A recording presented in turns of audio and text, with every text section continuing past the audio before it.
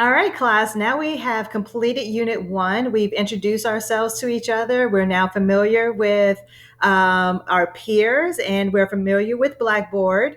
And at this point, you have already completed Unit 1. You have identified whether you like, um, self-driving cars. You think that is safe, or you are not really too impressed with self-driving cars and you want to be able to, really do a little bit more research on it. So at this point, we're going to go ahead into Unit 2.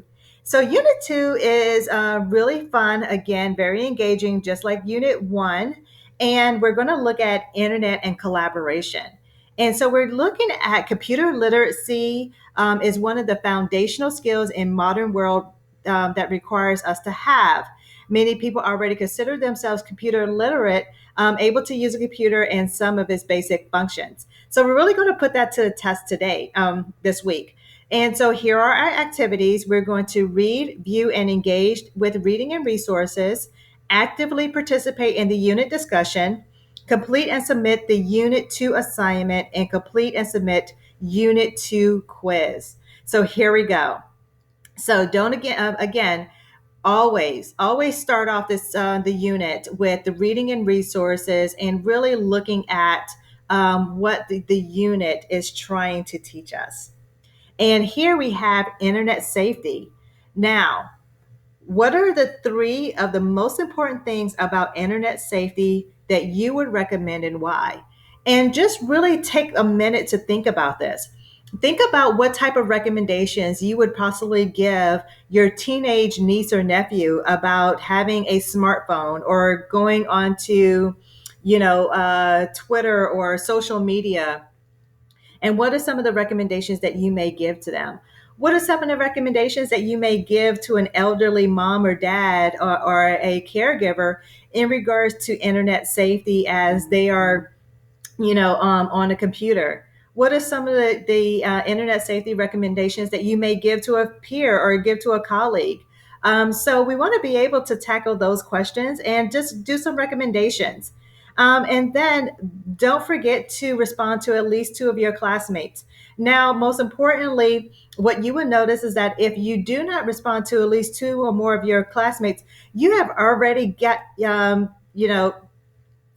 reduced your overall discussion post score by 13 points. So it is very important for you to respond to at least two or more of your classmates. It's really important. That's how we learn. Okay, now here you have the discussion board rubric that tells you exactly how you're being graded. And so you can use that as always as a guide. Now, here we are with netiquette and email, and this is where it kind of gets tricky. So I want to spend a little bit of time on this. This is an opportunity for you to really complete a formal email to me, your instructor. So what you would do is you will actually email me from your post email, and you'll email me to slou@instructor.post.edu.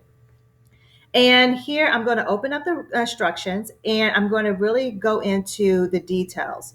So what it wants you to do is go into Meet Your Instructor tab in the course and get my email address. And as you're emailing me, it's going to ask you, please put in a subject line, okay? And in the subject line, it should say email netiquette assignment. The salutation, greetings, Dr. Lou. Hello, Dr. Lou. Good afternoon, Dr. Lou. And that is your salutation. And then it's asking you to write two paragraphs, including the following information. And so you're going to go into this information and you're going to really format it based off of exactly what it's asking you to do. And then you're going to have a closing, regards, and your signature. So here is another thing, is that you have the requirements of sending the email. And then it tells you here the rubric. And let's go back. So then once you're done, you go back into this here, and then you hit submit, write submit, and click submit. And then you're done. And then the last thing that you have is a quiz. So hopefully everything will be